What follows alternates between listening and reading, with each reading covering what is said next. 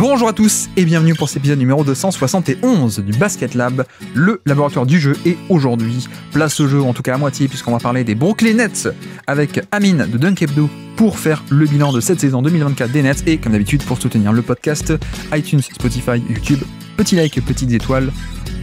Bienvenue dans le Basket Lab.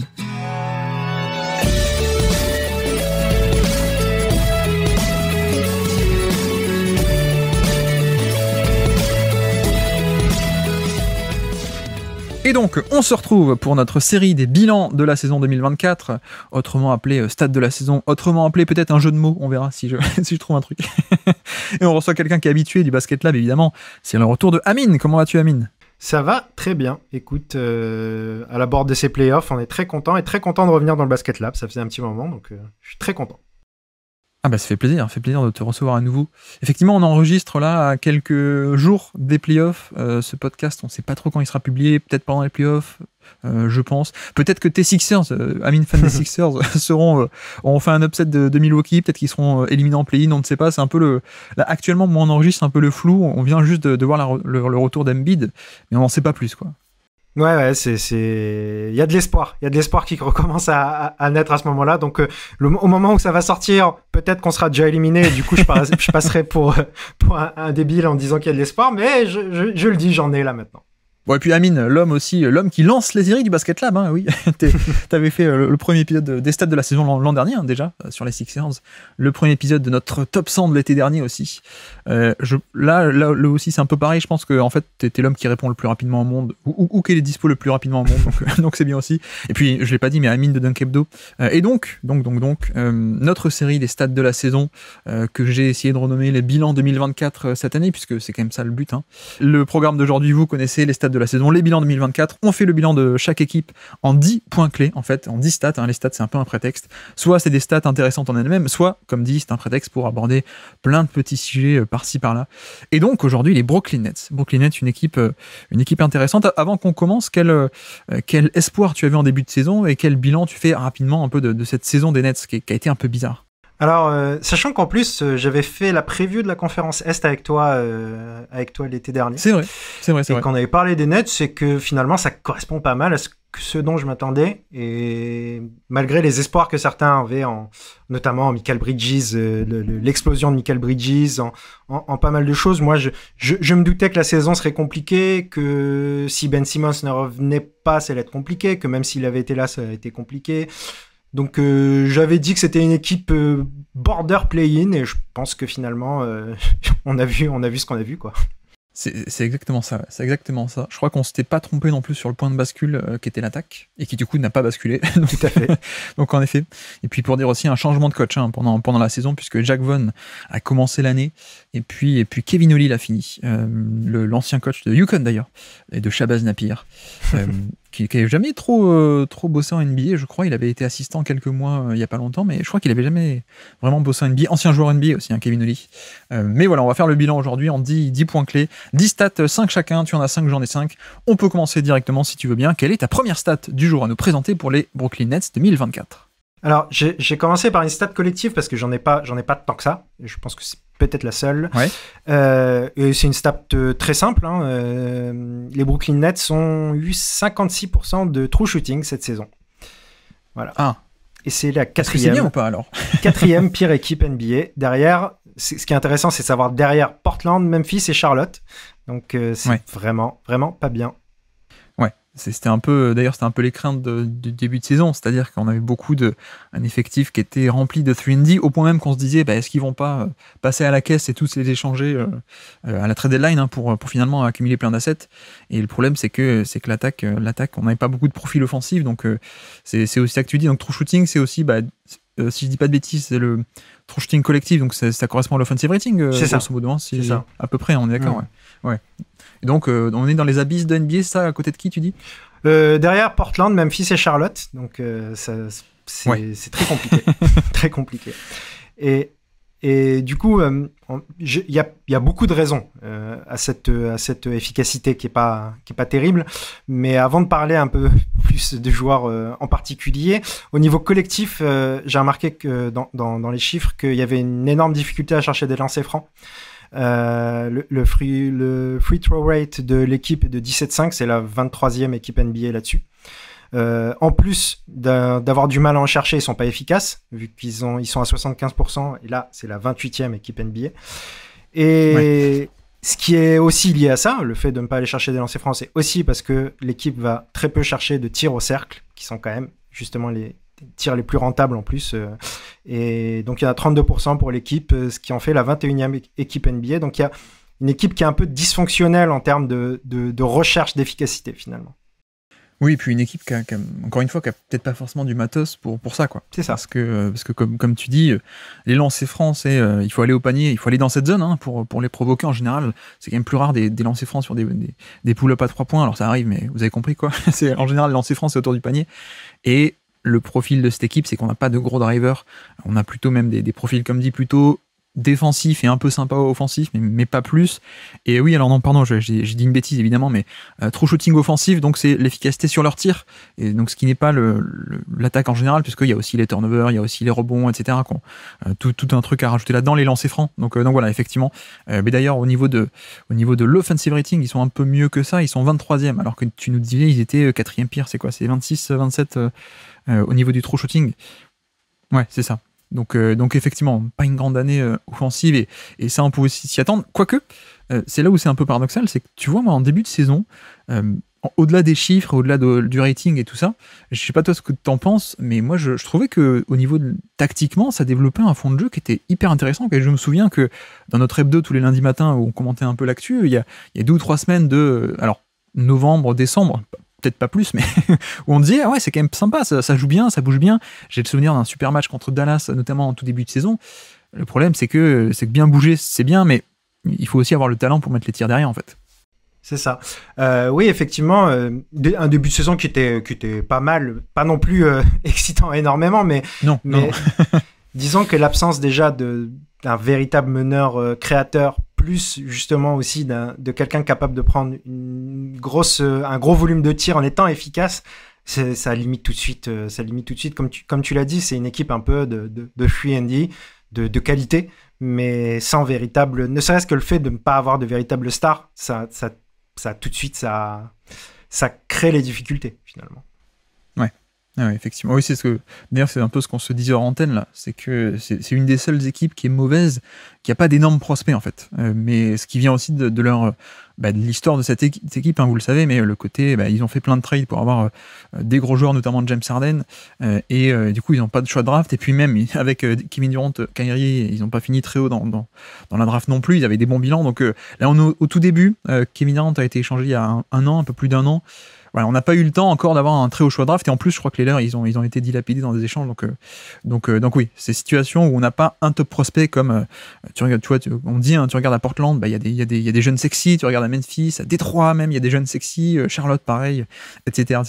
Là c'est vrai que c'est pas le cas, et on a vu donc les limites offensives.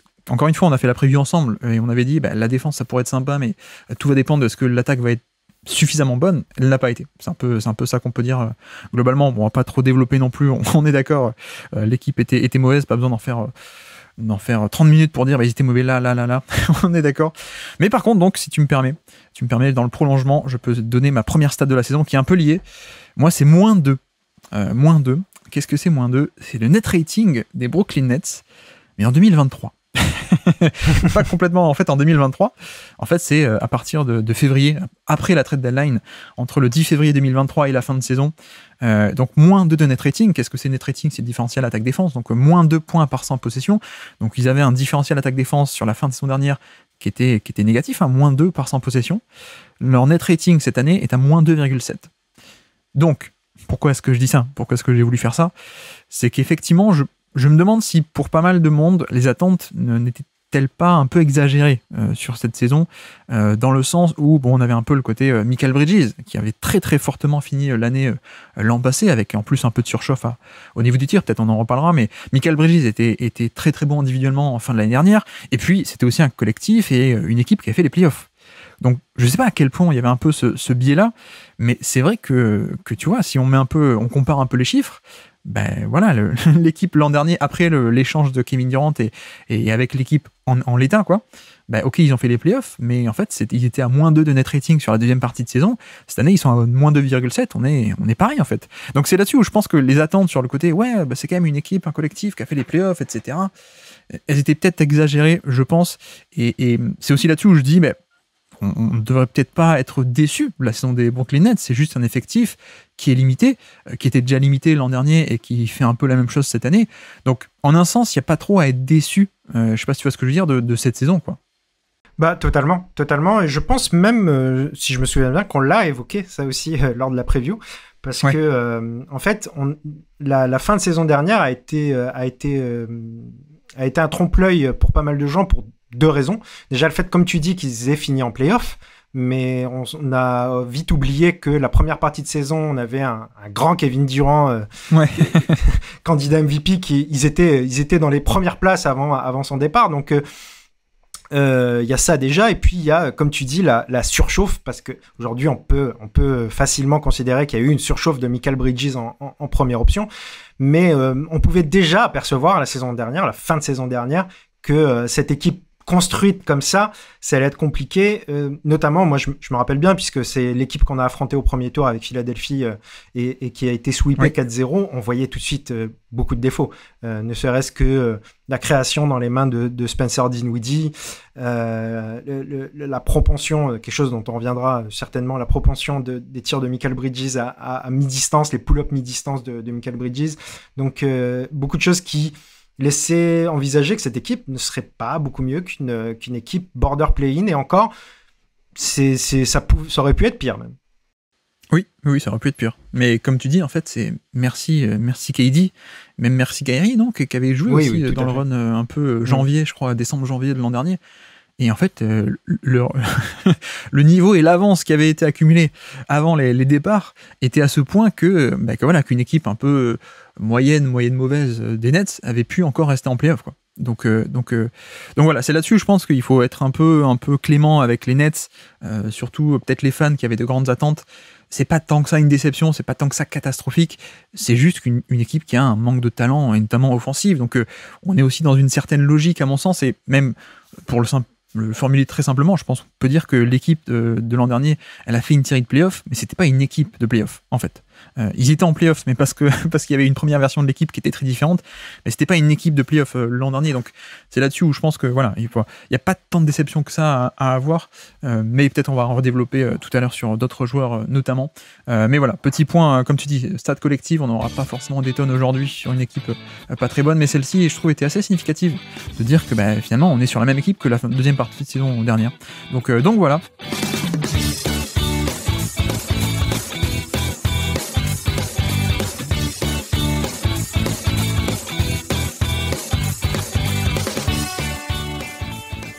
Et donc on peut avancer. Quelle est donc ta deuxième stat du jour à nous présenter pour les Nets 2024 ? Alors, j'hésitais un petit peu, mais je trouve que ça connecte bien avec ce qu'on vient de dire, puisque je l'ai déjà évoqué un petit peu. Je vais dire 42%. Ouais.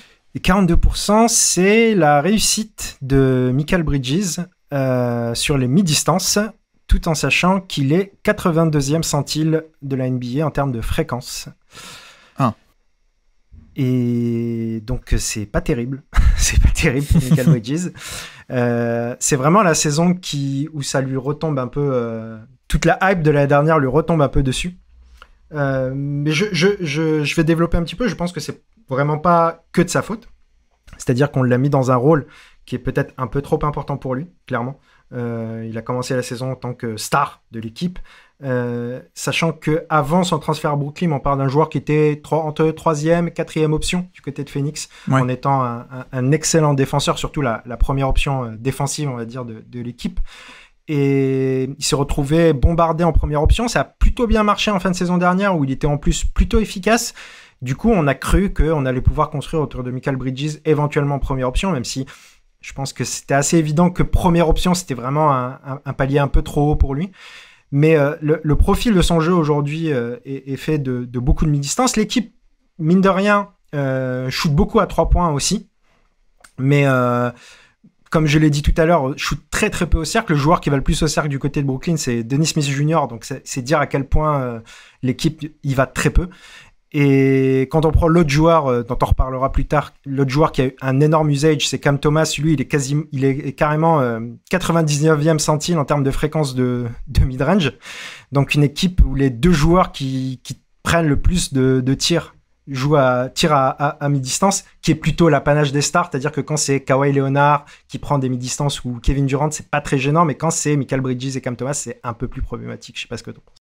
Oui, tu veux dire qu'il y a aussi un plafond de rentabilité. Même s'ils les avaient mis beaucoup, il y aurait eu un plafond, mais alors même si en plus c'est pas forcément des méga stars et qu'ils les mettent pas avec un taux incroyable, bah ouais, il y a un plafond, ne serait-ce que sur le profil des tirs, en effet. Et c'est vrai que on parlait de surchauffe. Il a 37% sur les longs tirs à 2 points cette année. Donc c'est pas mauvais, hein, franchement. Au niveau des 40, on commence à se dire que c'est quand même pas mal, quoi.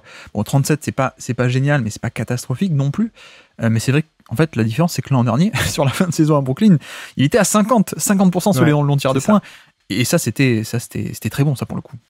C'est ça. Du coup, en fait, on a eu un peu ce trompe-l'œil. Et puis, pour rajouter un petit peu en positif, en quelque sorte, pour Mikal et pas dire qu'il fait juste une très mauvaise saison, c'est l'absence justement de playmaker à côté de lui a été un vrai problème, mine de rien. Parce que c'est un joueur à qui on a demandé d'être la première option sans avoir un joueur pour lui créer des meilleurs tirs, justement. Sachant qu'on a eu en meneur du côté de Brooklyn cette saison Spencer Dinwiddie jusqu'à ce que Dennis Schroeder prenne le relais. On est loin d'être sur l'élite au niveau du playmaking, quoi. On n'est pas sur Doncic et Kyrie, on va dire. C'est ça. La doublette, même si moi j'aime bien Dinwiddie, mais effectivement. Mais oui, je pense que le truc avec Mikal Bridges, j'ai l'impression que c'est un peu la même chose que les Nets, mais individualisé à Mikal Bridges, tu sais. Le sentiment entre peut-être de grosses attentes par rapport à l'an dernier et du coup déception. C'est le cas des Nets dans l'ensemble, c'est le cas de Mikal Bridges peut-être cette année pour certains, cet aspect déception. Après, comment dire, je pense qu'il y a deux choses. Je pense qu'il y a un angle où effectivement, si vous attendiez à ce que ça devienne un go-to guy, c'était peut-être une exagération en termes d'attente, je pense. De l'autre côté, il y a peut-être aussi une vision un peu plus concrète qui était de dire, mine de rien, il était déjà à Phoenix, il avait un peu commencé à évoluer, notamment sur la première partie de saison à Phoenix. Donc, le truc n'était pas de dire il va forcément devenir un go-to guy, mais en tout cas attendre qu'il fasse un peu plus que son rôle de spécialiste, role-player, lieutenant qui crée pas grand-chose. Ça, on pouvait s'y attendre. Et à Phoenix, comme dit, début de saison 2023, première moitié, au Suns, il avait un peu évolué là-dessus. Donc, il y avait peut-être cette attente qui était un peu plus légitime, peut-être. Mais c'est vrai qu'au final, tu vois, je propulser dans ce rôle-là ou l'attendre avec des attentes beaucoup trop hautes là-dedans, c'est peut-être juste une erreur de casting. Et encore une fois, comme pour les Nets et leur participation en play-off à l'échelle collective, j'ai l'impression que en fait, on a eu 2-3 mois de Mikal Bridges qui arrive aux Nets et qui met beaucoup de tirs avec un pull-up. En plus, on associe pull-up, isolation, création. On associe ça à de la star, alors que être star, c'est plus que ça. C'est faire beaucoup de drive, être efficace sur drive, faire du passing et autres. Et voilà, comme il est arrivé, il a eu quelques mois de surchauffe. On a peut-être rehaussé les attentes. Mais là encore, comme j'ai dit, la saison des Nets n'est pas une déception. Pour moi, la saison de Mikal Bridges n'est pas du tout une si grande déception que ça, quoi. Oui, je suis tout à fait d'accord. Je pense que on pouvait s'attendre à ça, justement. C'est un retour à la moyenne, en fait. c'est un retour à la moyenne. Et puis surtout, Mikal, après, peut-être que lui aura du mal, et peut-être que c'est pas pour le bien du reste de sa carrière ce qui vient de se passer, parce que ça va être difficile peut-être de retourner justement à des usages plus faibles et à des rôles moins élevés dans d'autres équipes. Je pense à la théorie, par exemple, Jeremy Grant du côté de Détroit. C'est pas toujours simple d'être moins starifié, et peut-être même en termes de compte en banque. Sur le prochain contrat de Mikal Bridges, ce sera compliqué de lui demander d'avoir moins de responsabilités, mais c'était pas lui rendre service pour son jeu, en tout cas, je pense. Mikal Bridges, c'est au mieux une bonne deuxième option.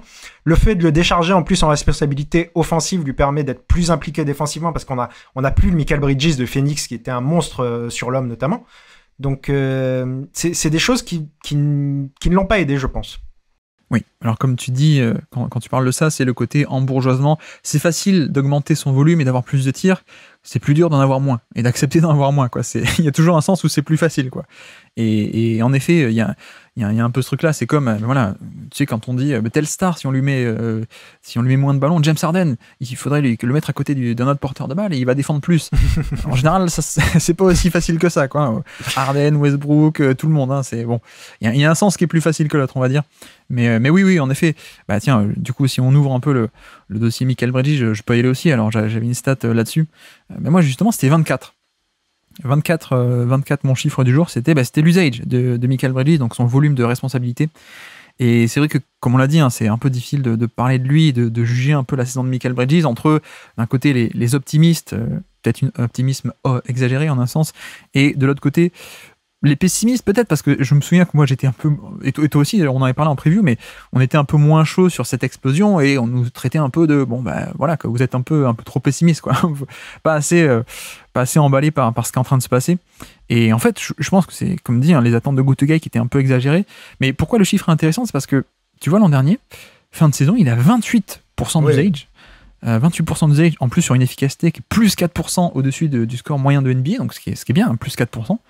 Là, le chiffre d'usage est descendu. Il est à 24 plutôt que 28, et en efficacité aussi, on est à moins 3.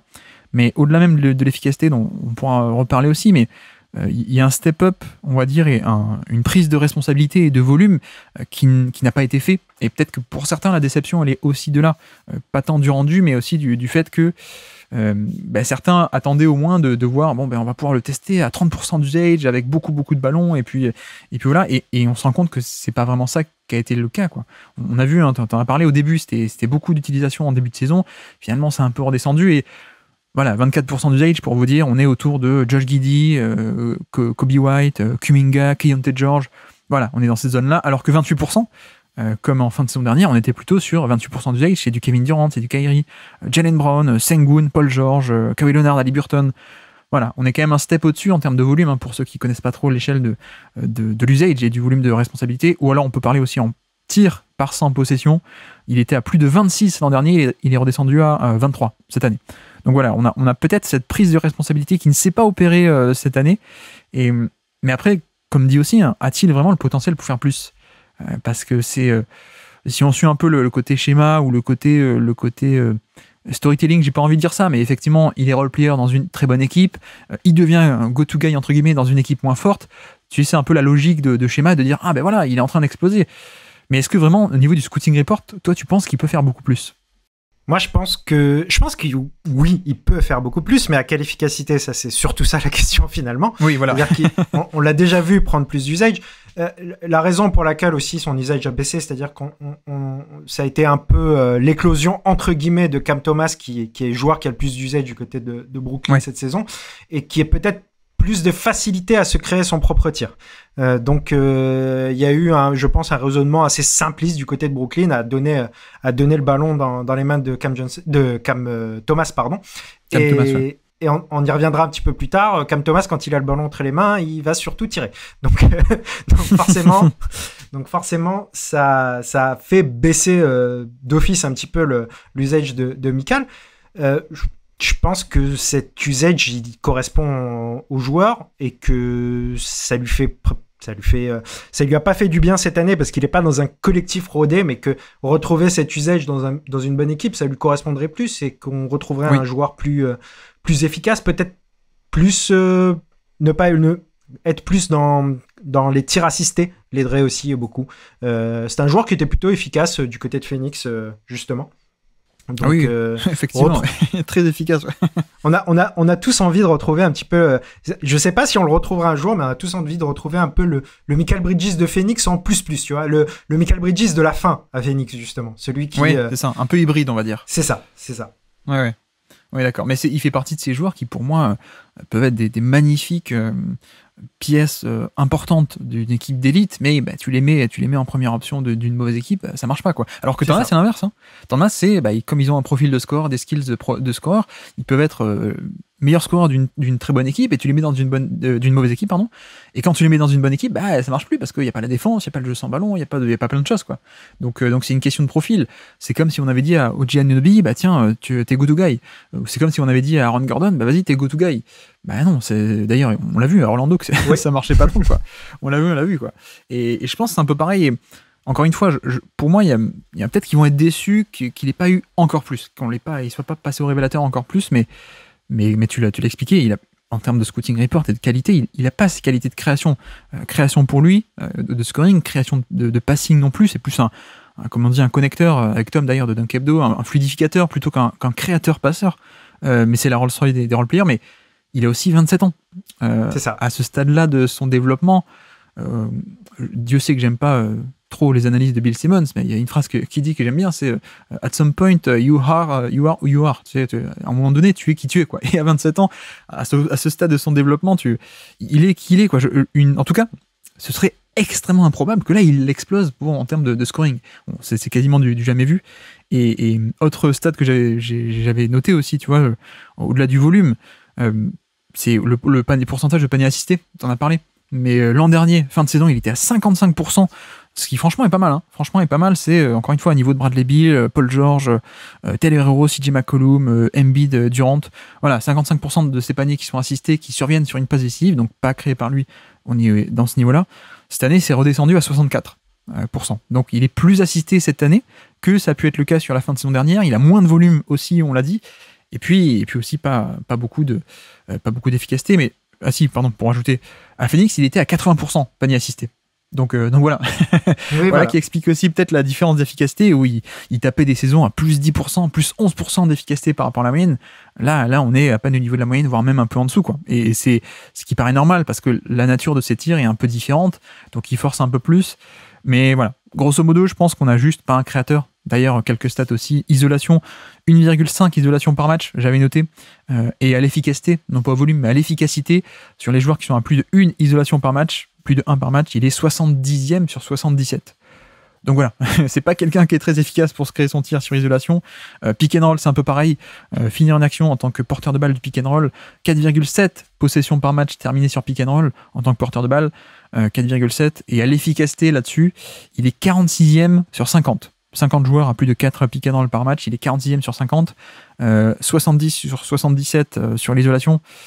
Et puis aussi au niveau de assist, le ratio de playmaking, tu sais que j'aime bien moi, on prend l'assist percentage, on divise par l'usage percentage, en français qu'est-ce que ça veut dire? Le nombre de passes que tu fais par rapport au nombre de ballons que tu as, eh ben il est 61 sur 72 parmi des joueurs qui ont un certain usage comme lui, 24%, 61 sur 72. Donc il n'y a pas de scoring de création, il n'y a pas non plus de création de passing. En fait, c'est juste que c'est pas son rôle, quoi. C'est pas son rôle. Et autant c'est une très mauvaise, entre guillemets, première option des Nets, autant tu le mets à Denver, je pense que c'est la meilleure troisième option de NBA, tu le mets à Boston pareil, enfin, j'exagère un peu, mais c'est un peu ça l'idée, quoi. Alors, c'est exactement ce que je voulais dire, justement. C'est que j'ai même des doutes sur le fait que, tu vois, si tu le passes en deuxième option, ce serait une bonne deuxième option dans des équipes avec un vrai premier très dominant. Mais son meilleur rôle, oui, ça serait troisième option. Dans n'importe quelle équipe NBA, je me demande si ça serait pas la meilleure troisième option possible. Sachant que déchargé en plus d'un usage moins important, d'un volume moins important balle en main, il pourrait redevenir aussi important en défense notamment et reprendre son importance défensive. Tu retrouverais un Mikal Bridges peut-être qui serait la meilleure troisième option de la NBA. Donc oui, c'est pour ça qu'il faut pas enterrer le joueur. Maintenant, est-ce que on va revoir le Mikal Bridges troisième option? Ça, c'est une autre question. Toi, j'ai l'impression que tu crains plus que moi alors ce côté embourgeoisement de j'aime bien mes responsabilités, quoi. Je pense qu'il restera au pire deuxième option. Je vois mal comment enfin, après, évidemment, si une franchise le fait passer en troisième option, il n'aura pas trop le choix. Mais en tout cas, son souhait, je pense, ce sera d'être au pire la deuxième option. Il en fera une bonne en plus, je pense, en fonction de la première. En fait, ça dépendra pas seulement de la qualité de la première, mais aussi du profil de la première. Il aura besoin de quelqu'un qui peut prendre le jeu à son compte et créer pour les autres. Ok. Bon, alors du coup, je suis un peu plus confiant que toi. Je pense que s'il est transféré dans une bonne équipe et que... Je pense qu'il a un peu un profil... Enfin, pas psychologique, personnalité, mais il a l'air assez chill, quoi. Je sens pas le mec qui justement veut plein de ballons. D'ailleurs, on l'a vu que cette année, 24% d'usage, il a baissé par rapport à l'an dernier. Ouais. j'ai assez d'espoir pour me dire, bon, bah, s'il est échangé à Memphis, à Toronto, à OKC, n'importe où, et qu'il y a déjà beaucoup de monde en place, bon, voilà, bon, du coup, pas Toronto, je dis n'importe quoi, mais, mais non, j'ai de bons espoirs là-dessus. Pour dire aussi, financièrement et au niveau contractuel, il est encore sous contrat 25 et 26, donc 2025 et 2026. Et toujours avec un bon contrat en plus.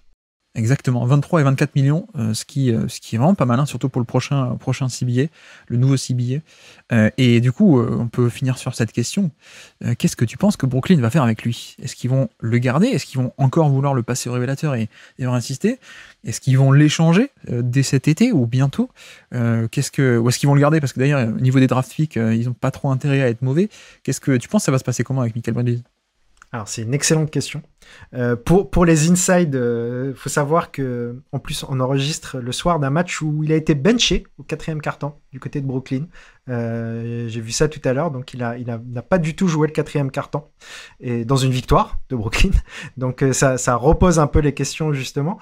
Ce qui a été dit jusqu'à maintenant du côté du front office, c'est qu'on cherche une vraie star à lui mettre au-dessus de lui, et de le garder et de continuer à construire autour de lui. Et ça semble être un peu le projet.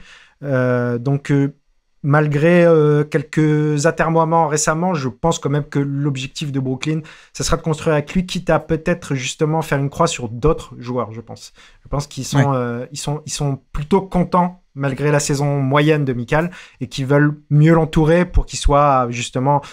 Je pense en tout cas que ça serait... forcément une bêtise de le trade cette année. Il serait plus intelligent de faire remonter sa valeur, parce que je pense que sa valeur a mine de rien baissé, même si ça reste un excellent asset. Donc peut-être attendre encore une saison. En plus, au niveau contractuel, tu sais que tu seras pas bien meilleur. On y reviendra plus tard également. Tu sais que tu seras pas bien meilleur l'année prochaine. Donc prendre le temps plutôt que de tout bazarder. Faut dire pourquoi aussi les Nets, c'est une situation particulière. La logique voudrait qu'on pourrait échanger tout le monde et faire le plein d'assets pour ensuite reconstruire la draft, etc., être mauvais. Mais le problème, c'est qu'ils peuvent pas être trop mauvais parce qu'ils n'ont pas leur choix de draft, en fait. Ils n'ont pas leur pick. Exactement. 2024, il part aux Rockets dans l'échange de James Harden à l'époque. 2025, il part aux Rockets, mais à moitié, vous savez, c'est un pick swap, c'est-à-dire que tu ne peux pas échanger des tours de draft consécutifs de plusieurs années consécutives. Donc, quelle est l'astuce? Si on fait un swap, c'est-à-dire on offre la possibilité aux Rockets d'échanger le pick s'ils veulent ou pas. Mais bon, concrètement, si les Nets ont un choix qui est dans le top 3, les Rockets vont dire oui, donnez-nous votre choix, quoi. Donc, c'est même OKC qui a le choix, je crois. Enfin, le premier choix sur le swap. En fait, c'est un swap à 3, donc c'est toujours un peu c'est vrai, compliqué de savoir. T'as raison. Je crois que c'est OKC qui a la main dessus. Je crois que t'as raison, t'as raison. Donc voilà, de toute façon, c'est le même problématique, hein. C'est un swap, donc tu peux pas être trop mauvais non plus, sinon tu perds l'intérêt d'avoir au choix de draft. 26, ça part aux Rockets, et 27, c'est quoi? 27, le Nets part aux Rockets aussi en swap. Oui, swap aussi aux Rockets. C'est à partir de 2028 qu'ils ont leur choix. C'est ça, exactement. Mais c'est pour ça qu'on peut se dire, du coup, ils vont garder tout le monde, les joueurs compétents, et pas être trop mauvais. Après, il y a une autre option, hein. Il y a une autre option, c'est premièrement, tu fais le stock de picks. Si tu échanges Mikal à OKC, par exemple, tu dis donnez-moi 10 picks. Ils ont tellement de picks OKC que ça peut passer. Ou alors un truc qui pourrait être intéressant, c'est d'essayer de récupérer tes swaps et tes picks. Tu vois, si avec un échange aux Rockets, éventuellement, qui aime bien la défense, avec Ime Udoka, ça pourrait marcher, quoi. Tu vois, je dis peut-être n'importe quoi, mais trouver un trade où tu arrives à récupérer de la valeur, quoi. C'est une discussion qu'on avait déjà eue lors de nos pastilles CBA avec Tom l'été dernier, justement. Est-ce que si demain Houston tape à la porte pour Michael Bridges, est-ce que pour récupérer les picks, est-ce que ça se fait? Il y a des rumeurs qui disent que ça a été proposé par Houston et que Brooklyn a refusé. C'est ça. Est-ce que du coup Brooklyn s'en mord les doigts aujourd'hui? Je ne sais pas, mais en tout cas ça semblait quand même inespéré pour Brooklyn de pouvoir récupérer ses picks. C'est dire à quel point je pense compte sur Mikal, et je pense qu'ils vont pas abandonner tout de suite le projet Mikal Bridges, sachant que même s'ils n'ont pas leur pick, ils ont récupéré quand même dans le deal avec Phoenix pour Kevin Durant, ils ont récupéré des picks. Donc ils ont des picks de Phoenix, ils en ont pas cette année, mais ils en ont à partir de l'année prochaine, des picks qui pourraient être intéressants, sachant que la situation à Phoenix sur le moyen terme risque d'être compliquée quand même, mine de rien. Vu l'âge des stars, tu veux dire, effectivement. des choix non protégés en plus, hein, côté Phoenix. Mais moi, c'est un peu ça que je me dis, c'est que je comprends le côté non, on veut garder nos joueurs compétents parce qu'on n'a aucun intérêt à tanker, certes, sauf si en un trade ou deux, tu arrives à refaire le plein de bons picks au point où tu te dis, bon ben voilà, on va, ça vaut le coup d'être mauvais du coup. Et encore plus si tu récupères tes propres picks, c'est encore en plus, voilà, que tu avais perdu. Ça c'est sûr. Exactement. Tout à fait, bon ben, on est d'accord sur Mikal Bridges.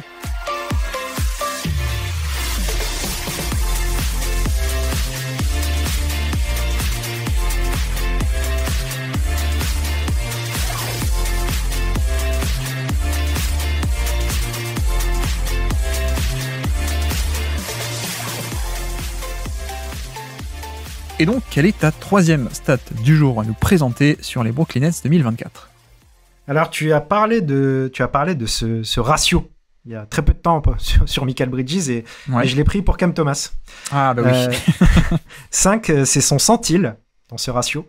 C'est le 5e centile sur le taux assist percentage par usage percentage. 0,52. C'est le ratio de Cam Thomas. Donc, comme j'avais dit, 5e centile de la NBA, c'est au niveau à peu près de pivots. Des pivots un peu qui ont du mal à passer la balle. Donc, je pense que c'est la définition d'un trou noir, malheureusement. C'est ça. On a entendu beaucoup de bien cette saison sur Cam Thomas, qui effectivement est capable, sur un gros usage, de marquer beaucoup de points, avec une efficacité pas si bonne que ça, pas catastrophique non plus. Hein. Il est 5% en dessous de la moyenne, je crois, au True Shooting Plus. Du coup, on a un Cam Thomas qui est inefficace, qui prend beaucoup de tirs, qui ne passe quasiment jamais la balle. Est-ce qu'on n'est pas loin de Jordan Clarkson avec vraiment beaucoup de responsabilités? Je ne sais pas. mais en tout cas, c'est pas ce que certains tendent à nous faire croire que c'est le côté très positif de la saison des Nets, ne l'est pas forcément. C'est pas un joueur sur qui tu as envie forcément de construire énormément, à moins qu'il progresse dans certains domaines, et notamment la création pour les autres et le passing. J'ai senti que t'as failli nous dire est-ce que c'est le nouveau Jordan Poole, mais tu m'as épargné. C'est gentil. C'est gentil, Amine. Non, effectivement, je pense que c'est le type de joueur, tu sais, qui débarque, qui est jeune. Déjà, je pense que le facteur jeune, ça impressionne toujours beaucoup parce qu'on associe ça au potentiel. Mais c'est le joueur qui fait des highlights impressionnants. Et donc, de suite, les fans sont conquis, en fait. Hein. Donc, il y a cet élément assez logique. Après, c'est vrai qu'il faut creuser. Il faut voir est-ce que c'est vrai ou pas. Comment ces points, il les marque ou pas. Avec quelle fréquence aussi. Parce que des highlights, c'est bien, mais ça ne dit pas quel nombre de cartouches tu as dû utiliser pour mettre tes pull-ups. Donc, c'est intéressant. C'est important, pardon. Et juste pour ajouter, sur ce ratio que j'avais aussi relevé, évidemment, c'est peut-être le plus gros trou noir de NBA actuellement. Tiens, d'ailleurs, j'y pense, si je fais des trophées du Basket Lab, il faudrait que je fasse le trophée Shabazz Mohamed, du coup, pour le plus gros trou noir de NBA. Mais non, mais ce ratio, donc tu as dit 5e centile dans toute la NBA à son poste. J'ai même été plus spécifique. Moi, j'ai pris les joueurs qui ont plus de 29% d'usage, donc comme lui, parmi les gros volumes comme lui. En fait, il est 27e sur 28. Voilà, donc derrière lui, il y a qui ? Il n'y a que Jaren Jackson qui est pas censé se trouver là en termes d'usage. D'habitude, il est un peu forcé parce que voilà, exactement. Et en effet, Jaren Jackson n'est pas un passeur, mais ça on le savait, mais il est pas censé être là en termes d'usage. Donc voilà, grosso modo, parmi les joueurs qui ont beaucoup de ballons, c'est celui qui a le plus petit assist par usage, c'est celui qui fait le plus petit total de passes par rapport à son nombre de ballons. Donc en gros, c'est pas une mesure de la qualité des passes, hein, c'est une mesure de à quel point tu fais des passes par rapport à ton nombre de ballons. En gros, il en fait pas. Voilà. Et c'est vrai que je sais pas quoi penser de Cam Thomas. J'avais une stat aussi, je peux la dire, on peut continuer la discussion ensemble tous les deux. J'avais 112 moi. 112, c'est les points par tir sur drive de Cam Thomas. Que sur drive, sur des tirs pris en fin de drive. Donc, et les points par tir, c'est pas que l'efficacité, on rajoute aussi les lancers francs, donc lay-up et lancers francs. Et parmi les joueurs qui sont à plus de 10 drives par match, il est 29e sur 52. Donc tu vois, c'est pas si horrible que ça, hein, mine de rien. Alors c'est pas bon, mais c'est pas du tout cata. Hein. On a parlé pas mal de... Pourquoi est-ce que je parle de ça ? C'est qu'on a beaucoup de scoreurs un peu... Les scoreurs micro-ondes, justement, qui sont juste des joueurs de pull-up, en fait. Et avec Cam Thomas, on n'a pas totalement ça, quoi. On n'a pas un joueur d'élite sur drive comme Jordan Poole à l'époque. Bref, fin de la parenthèse. mais on a quand même un joueur qui est compétent parce que je commence un peu à aimer son profil, moi, de côté explosivité, déjà assez épatant, explosivité, les skills aussi, le dribble en mouvement, ça, on a une plutôt bonne compétence là-dessus sur le dribble en mouvement. L'agilité aussi, il a une agilité et flexibilité que je trouve est assez épatante pour descendre très bas sur ses appuis, pour faire des angles bizarres à ses chevilles ou tourner en plein mouvement et garder l'équilibre. Et puis le toucher de balle aussi, plutôt bon toucher de balle. Donc ça fait un combo qui est cool et qui fait qu'on a un plutôt bon driver, hein, et pas seulement un mec qui met des pull-ups, mais qui est catastrophique en drive, hein, du genre, je sais pas, Devontae Graham ou des mecs comme ça. Oui. Non, on n'a pas ça. Le problème, c'est un peu tout le reste, c'est-à-dire lancer franc, il est à peine dans la moyenne. Le passing, t'en as parlé. Sélection de tir aussi, sans doute. C'est comme ça qu'on explique que il est dans la moyenne au niveau des drives, mais à l'efficacité générale, il est pas bon. Pourquoi ? Parce qu'il prend beaucoup de tirailleurs qui sont pas top. Donc il y a quand même beaucoup de problèmes. Et c'est un peu le choix en fait. Je sais pas ce que t'en penses, mais il y a des choses à aimer. Il y a des choses à craindre aussi, en fait. C'est ça. Comme tu l'as dit, en fait, c'est dans la sélection des tirs, j'en ai parlé tout à l'heure pour Mikal Bridges, mais là, c'est assez impressionnant à quel point Cam Thomas veut prendre des pull-ups à mi-distance, tout simplement, que ce soit des short mid ou des long mid. Et tu vois, il est pas mauvais sur drive, mais finalement, il va assez peu au cercle et il shoot pas tant que ça à 3 points non plus. Donc, on est sur un joueur qui est dans sa recherche d'efficacité. Ça aussi, c'est un peu la définition du trou noir, c'est-à-dire qu'il prend les tirs qu'il a envie de prendre aussi, tu vois. Ouais. Et alors qu'il n'est pas forcément mauvais, que ce soit à 3 points, que ce soit au cercle. Donc c'est là où je pense que le côté cerveau de Cam Thomas, c'est là où il doit progresser. Est-ce que en progressant au passing, en progressant dans sa sélection de tirs, ça peut devenir plus qu'un très bon 6e homme? Oui, mais je sais pas. Je suis pas sûr qu'il devienne meilleur sur ses autres qualités. Par contre, ce qui est positif, c'est qu'effectivement, c'est là où je te rejoins. Vu ce qu'on a vu cette année, on sait qu'on a un très bon 6e homme. Tu vois, c'est pas pour rien que j'ai cité Jordan Clarkson, qui est quand même un très bon 6e homme. C'est que Cam Thomas, tu le mets 6e homme d'une bonne équipe, c'est pas mal. C'est pas mal, t'es content, t'as ses points en sortie de banc et tu sais qu'il va les mettre. Tu sais qu'il va prendre les tirs, qu'il n'aura pas peur et c'est déjà bien. Je te rejoins, mais j'ai pas l'impression que tout le monde ait ce genre d'attente sur lui. J'ai l'impression que parfois les attentes peuvent être plus hautes. Effectivement. C'est que peut-être que certains voient le scoring et se disent on peut avoir un go-to guy. Je pense que c'est plus complexe que ça, pour le coup. Après, est-ce que c'est un bon jump shooter aussi ? Je me pose un peu la question parce que 43% sur les longs tirs de points, ça va, c'est bien, hein, comme dire. C'est honnête. C'est quand on est au 40%, c'est bien, ça commence à être bien. Bon, le problème, c'est qu'il en prend beaucoup, mais au niveau de l'efficacité sur les longs tirs de points, ça va. Après, à 3 points, on est à 36%. Donc, j'ai l'impression que la portée du tir ne va pas autant que ça sur le 3 points, à la fois pull-up et catch and shoot. D'ailleurs, en carrière, d'ailleurs, il est à 34% à 3 points en carrière NBA pour l'instant. Donc, voilà, c'est un peu tout le problème, c'est que quid de son utilisation en fait. Et c'est là-dessus où je pense que toi et moi on est d'accord sur le rôle qui est plutôt celui d'un excellent joker plutôt qu'un vrai go-to guy. C'est quel peut être son rôle. Vu que on-ball, en création avec la balle, il n'a pas de passing, donc c'est compliqué d'avoir un rôle majeur si t'as pas de passing et que t'as pas une efficacité qui est fabuleuse. Hein, tu vois, si genre Kevin Durant, s'il a pas le passing, c'est pas grave, quoi, parce qu'il est à ce point, fabuleux. Mais là, on n'a pas ça, donc quid de l'utilisation avec ballon s'il n'y a pas le passing et si le scoring est un peu limité dans l'efficacité. Et puis off-ball, quid aussi de l'utilisation off-ball s'il n'y a pas trop de catch and shoot et qu'il n'y a pas trop de mouvements off-ball, de cut, etc. Mais surtout le catch and shoot, quoi. Donc il y a ça. Et puis on n'a même pas encore parlé du fait que la défense aussi, quoi. La défense, oui, c'est vrai. On peut utiliser l'euphémisme de l'année en disant que c'est pas top. Oui, après, c'est vrai qu'on s'attendait tellement à rien de ce côté du terrain que je l'ai même pas évoqué.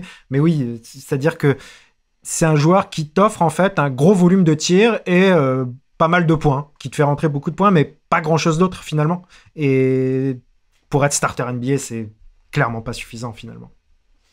Je me demande aussi à quel point son 29% d'usage, qui est vraiment beaucoup, hein, 29% d'usage, en plus c'est pas, dès que je rentre pas souvent sur le terrain, et dès que je suis sur le terrain, je prends des tirs, et donc j'ai un gros usage, mais en fait sur un faible minutage, il est à plus de 30 minutes par match, hein, cette saison. Donc c'est un vrai 29% d'usage, quoi. C'est une vraie grosse saison, mais je me demande aussi à quel point est-ce que Brooklyn n'a pas dû un peu forcer là-dessus, parce que Parce que concrètement, hein, très, très, très basiquement, c'est le seul qui a un peu de création offensive dans tout cet effectif d'ailier défensif. J'exagère un peu, mais je pense qu'il y a peut-être aussi ce côté, Brooklyn a un peu forcé là-dessus, et il a un peu passé au révélateur, et un peu insisté, et beaucoup insisté, parce que le profil manquait un peu de ça, et l'effectif manquait un peu de ça, et c'est un peu le seul profil qui a ça. Et pas sûr que dans une équipe, même sans parler de bonnes équipes, mais dans une équipe moyenne ou avec des profils un peu différents, peut-être pas sûr qu'il aurait atteint aussi rapidement les 29% d'usage, quoi. Oui, c'est certain. Je pense même que c'est ce qu'on a un petit peu vu l'année dernière quand Brooklyn avait, en fin de saison, quand Brooklyn avait un peu plus d'objectifs, on va dire, croyait un petit peu plus en son groupe, qui, comme on l'a dit tout à l'heure, a profité du début de saison pour faire le playoff.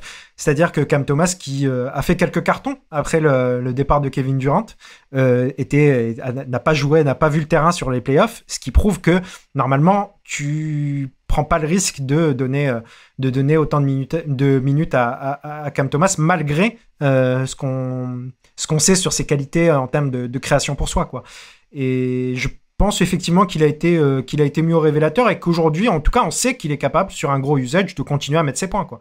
De manière plus ou moins efficace, mais en tout cas, à les mettre, quoi. Oui, effectivement. Je suis en train de calculer s'il arrive en 2-3 clics, mais 29% d'usage, j'en ai quand même... parmi les joueurs avec un gros volume, on est dans le top 20, top 30, je crois, j'arrive pas à calculer exactement, mais c'est beaucoup, 29% d'usage, hein, pour le coup. Ouais, c'est beaucoup. Par exemple, hein, Haliburton, il est à 29,4 aussi. Zion, 29,6. Voilà, on est dans cette zone-là, quoi. Donc peut-être aussi que cet usage et cette prise de responsabilité, c'est aussi la conséquence plus... En tout cas, ça en dit plus sur l'état du roster actuel, oui, que sur lui, j'ai mérité mon énorme minutage et mon énorme prise de responsabilité. En un sens, c'était aussi un peu par défaut. Mais c'est vrai que, tu vois, il y a un an ou deux, ou même quand il a fait 2-3 trucs en tant que rookie en 2022, là, les gens se sont vite enflammés. J'étais un peu sur ma faim. Là, c'est vrai que, comme je te dis, le drive, il est plutôt pas mal. Il y a quand même 2-3 trucs. Ce sera pas pour un gros rôle, mais je commence un peu à me dire, ouais, il y a de quoi faire. Il y a pas forcément un top joueur, il n'y a pas forcément un joueur assuré du top 50 NBA. Il y a la défense qui va poser problème, il y a le passing qui va poser problème, mais il y a de quoi faire, quoi. Il y a de quoi faire une bonne carrière. Après, j'attends tout de même que l'efficacité remonte un peu, quoi, parce que tu vois, toujours pareil, on a un peu cette image de Lou Williams qui était un scoreur inefficace. En fait, non. Hein. Oui, non, Lou Williams, sur ses bonnes années, il était même plutôt efficace, quoi.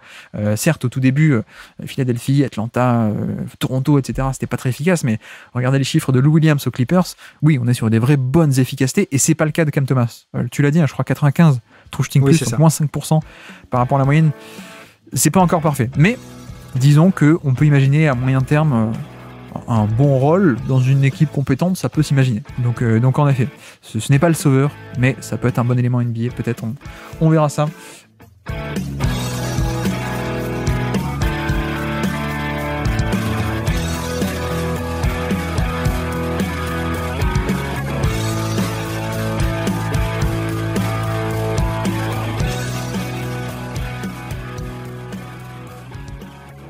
Ok, donc 3 chacun. Eh bien, on peut passer à la 4e. Quelle est ta 4e stat du jour à nous présenter pour les Nets 2024 ? Alors, je vais essayer de te la faire deviner, parce que peut-être que tu l'as. Le chiffre 15, qu'est-ce que ça t'inspire ? Ah oui, je l'ai. je l'ai. Ouais, je m'en doutais. Et je me doutais que toi, le fan des Sixers, tu l'avais, dis-nous. C'est le nombre de matchs joués cette saison par Ben Simmons, ouais. Qui, je pense, était notre joueur un peu clé lors des previews au début de l'année, même si c'était un peu un joueur clé par défaut. Parce qu'un retour incroyable de Ben Simmons, dont on ne croyait pas trop non plus, aurait peut-être changé un peu la saison des Nets. Non, finalement, il a joué que 15 matchs. Et en plus, lorsqu'il a joué, ça a fait du bien aux Nets. Ça a fait du bien aux Nets, malgré les limitations du nouveau Ben Simmons. Mine de rien, c'était un des rares joueurs qui était finalement le joueur qui a le mieux créé pour les autres pendant un court laps de temps du côté de Brooklyn, notamment sur demi-terrain, parce qu'il en est capable, finalement, Ben Simmons. Maintenant... même sur les 15 matchs qu'on a vus, c'est ce qui est compliqué avec Ben Simmons, c'est que c'est même plus... à un moment donné, c'était devenu plus du tout une menace au scoring. Aujourd'hui, c'est qu'il ne prend plus de tir quasiment, en fait, Ben Simmons. Donc, on est sur l'inverse opposé, finalement, de Cam Johnson, c'est-à-dire un joueur qui n'est là que pour donner le ballon à ses coéquipiers et à plutôt bien défendre de l'autre côté du terrain. Donc, et puis, voilà, et puis les 15 matchs joués. Donc une saison encore quasi blanche pour Ben Simmons qui en sort d'une blanche. Donc je rappelle que moi, en tant qu'ancien fan des Sixers, je ne suis pas comme la majorité plutôt content de la fin de Ben Simmons. Je suis plutôt triste de voir ce joueur en qui je croyais. Je connaissais ses limites, mais je croyais en un très très bon joueur NBA. On parle d'un joueur qui a été All Defensive, qui a été All NBA. Donc sa descente aux enfers me rend plutôt triste. Et j'aurais aimé qu'il se trouve un peu mieux, finalement.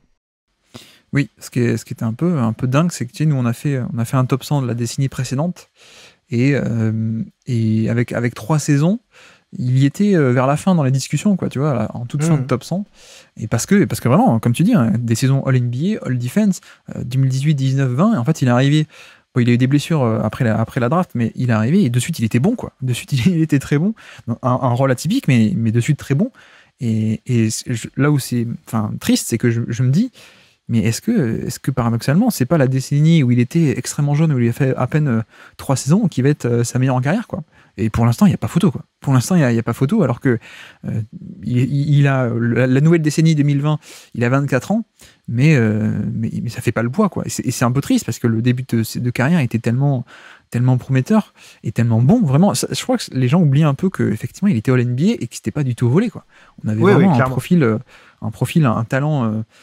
Un talent atypique, c'est vrai, qui rentre pas dans certaines cases, qui est pas, tu vois, mais il a cette image de c'est un grand meneur, alors que c'est pas un vrai meneur dans l'âme. Il a pas de pull-up, c'est plutôt de la création, notamment en transition. Et c'est pas tant que ça sur demi-terrain, c'est un scoreur particulier, etc., etc. Mais je sais pas, c'est un peu une énigme pour moi de voir que il a été meilleur entre 21 et 23 ans que là depuis qu'il a 23 ans, quoi. C'est particulier et j'aime pas trop en parler parce qu'on n'en sait rien, etc. Et c'est toujours difficile.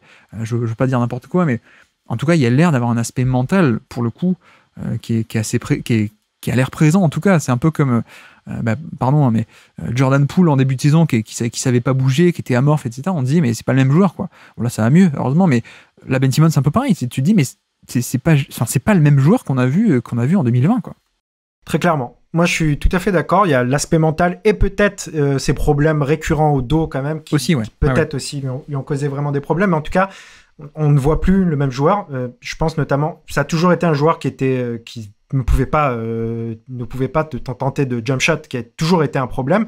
Mais c'est un joueur qui allait au cercle. C'est-à-dire que au moins, tu avais cette dangerosité au cercle pour justement utiliser au mieux son passing. Ouais. Aujourd'hui, il ne va plus au cercle non plus. Donc aujourd'hui, tu as un joueur qui est juste là pour essayer de créer le jeu, mais sans aucune dangerosité de lui-même. Du coup, ça limite forcément son rôle. Surtout dans une équipe des Nets où tu ne peux pas faire jouer Ben Simmons et Nick Claxton en même temps. Ça serait trop compliqué en termes de spacing, en termes de lancer franc, en termes de beaucoup de choses. Du coup, comment ça se passe pour Ben Simmons maintenant, avec un contrat qui court encore l'année prochaine à $40 millions? Est-ce que c'est pas le pire contrat de la ligue? C'est une vraie question, malheureusement. Alors que c'est un joueur que j'aime, que j'ai aimé, mais je pense que c'est aujourd'hui le pire contrat de la ligue en NBA. Il y a comme tu dis, hein, ces problèmes au dos, des blessures au dos récurrentes. Il a manqué tout 2022. Il a fait que 42 matchs l'an dernier. Il a fait que 15 matchs cette année. Et j'ai l'impression que tous les mois, on avait un peu une update. Ben Simmons est de nouveau blessé au dos, ça s'est aggravé, etc. Je sais pas. C'est quand même.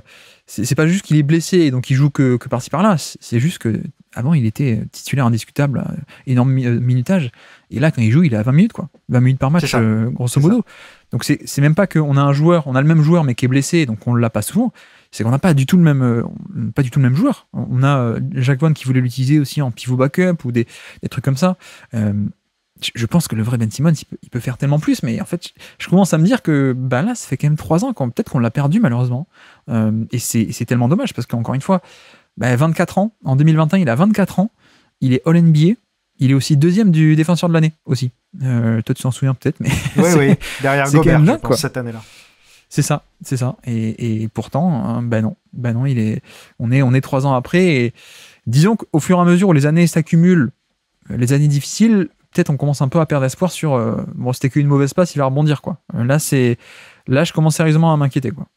Oui, je suis tout à fait d'accord. C'est-à-dire que j'avais encore un mince espoir en début de saison dernière en me disant c'est cette année ou jamais. Malheureusement, vu que ça s'est pas passé cette année, c'est un peu trop facile de remettre tout le temps à l'année d'après et de se dire ça ira mieux l'année prochaine. Là, je commence à croire que ça risque d'être très compliqué. Il lui reste un an de contrat. Donc, quelque part, sa chance, il l'a encore, à moins qu'il soit buy-out, mais je vois pas trop l'intérêt pour les Nets.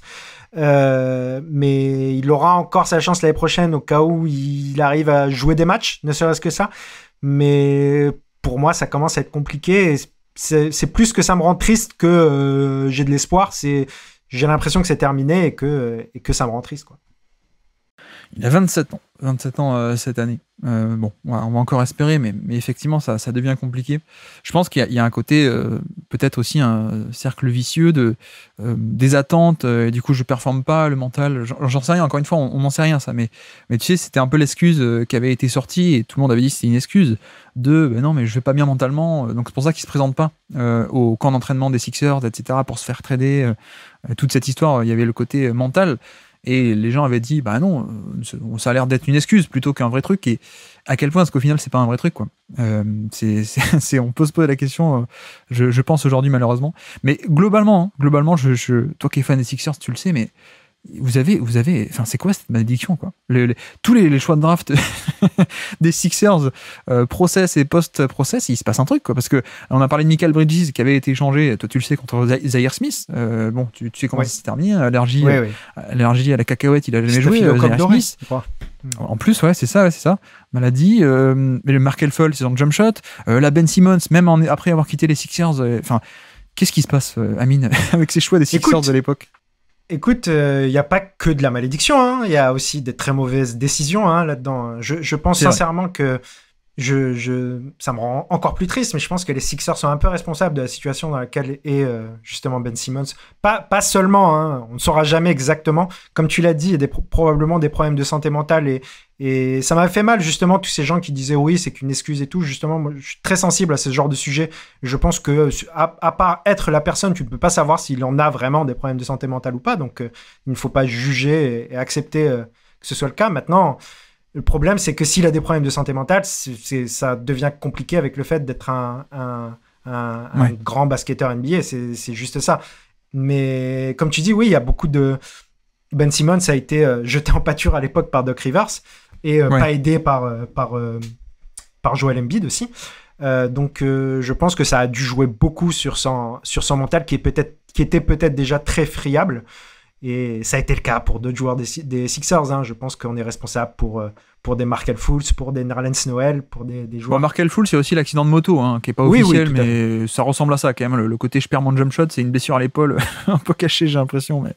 Mais bon. Oui, Joel Embiid n'a pas fait une sortie un peu hypocrite là dernièrement pour dire qu'il aimait bien Ben Simmons. Mais je pense que c'était pas tant hypocrite que ça. Je pense que c'était plutôt... D'accord, ok. Après, Joel Embiid est probablement...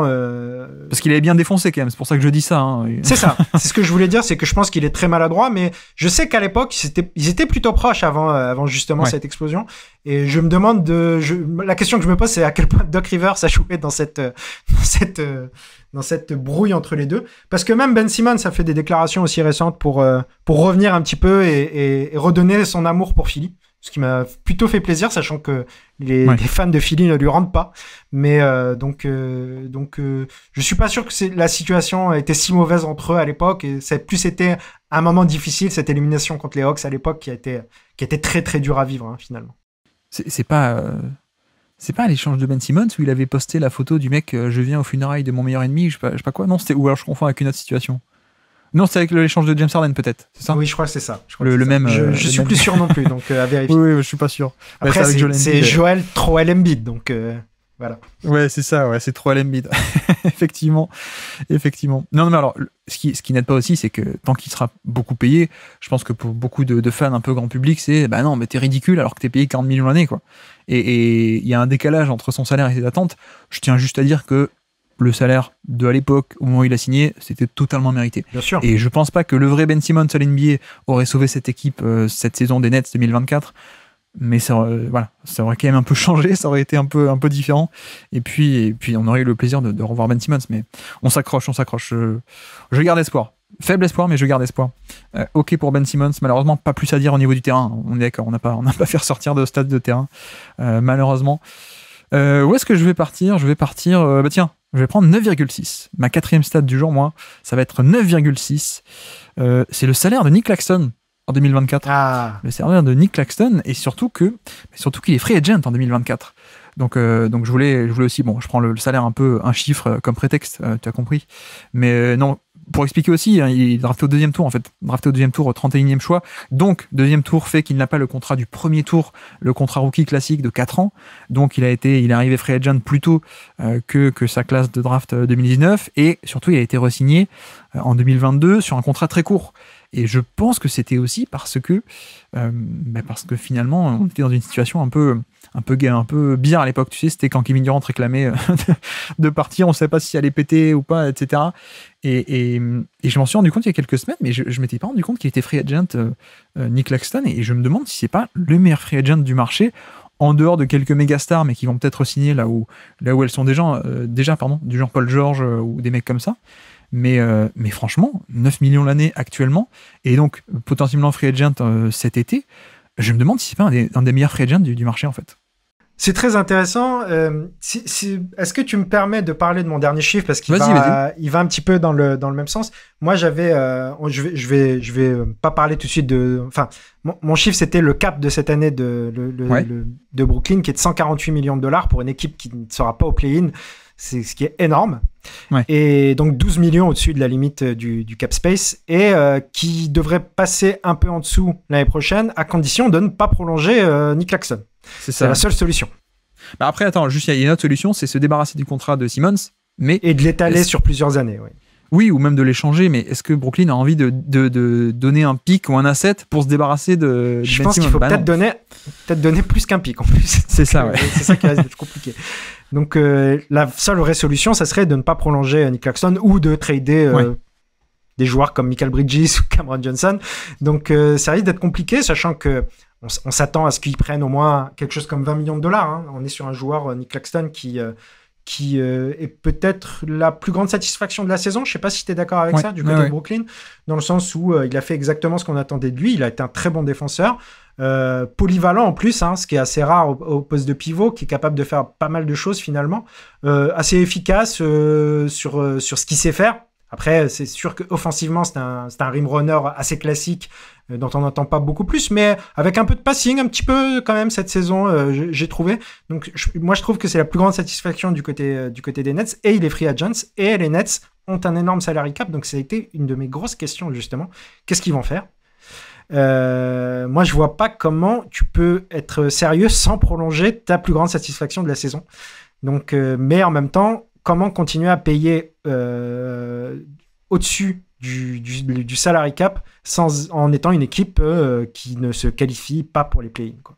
Oui, parce qu'a priori, ils ont ces droits, donc ils pourraient dépasser le cap en le prolongeant. C'est ça. Donc ils peuvent. Mais c'est juste que ça coûte très cher en taxes, en fait. Sachant qu'ils auront, s'ils le gardent justement dans le cap, ils auront 18 millions de dollars de cap hold. Donc, ce qui est déjà beaucoup pour commencer la saison, quoi. Ouais. Je parle de ça, la free agency, parce que tu vois, bon, t'as des James Harden, t'as des Pascal Siakam, mais je pense qu'ils vont re-signer là où ils sont déjà. Mais après, les autres free agents, la classe de free agent, il y a Paul George, peut-être aussi. Paul George, ouais, peut-être, effectivement, mais je pense que lui, il va re-signer aux Clippers, ou alors venir aux Sixers chez toi, je ne sais pas. Ouais, c'est la seule question. Paul George, effectivement, mais après, on a du Gary Trent, Markelle Fultz, Valanciunas, Tobias Harris, Malik Beasley, Tyus Jones, Doug McDermott, D'Angelo Russell. Bon, on n'est pas sur une méga classe de free agent cet été, en 2024. On va peut-être s'ennuyer même sur la free agency.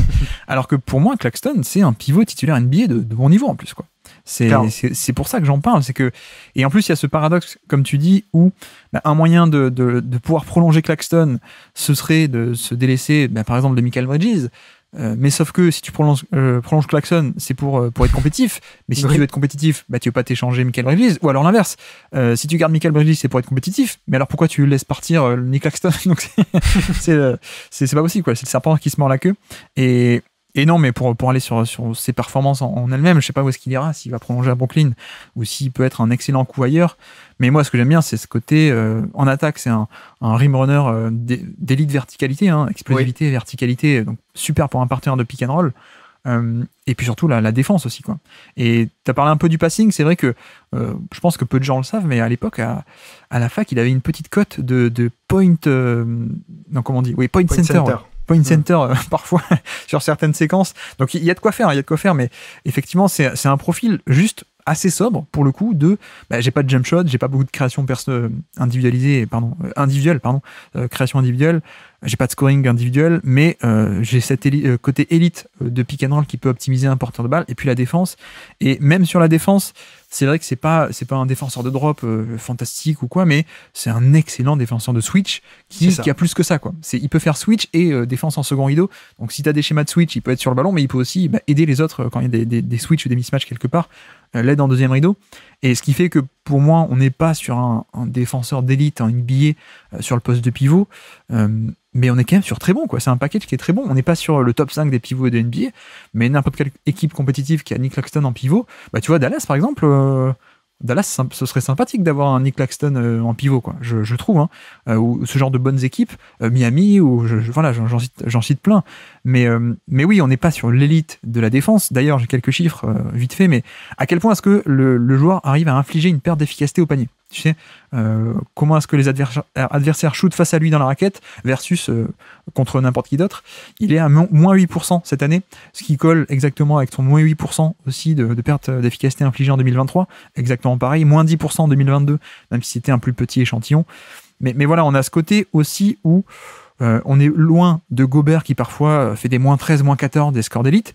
Mais c'est solide en fait, c'est très solide, c'est pas du drop d'élite, c'est pas du rebond d'élite, mais c'est du switch très solide, c'est quand même un bon protecteur de balle, de cercle, c'est de la verticalité.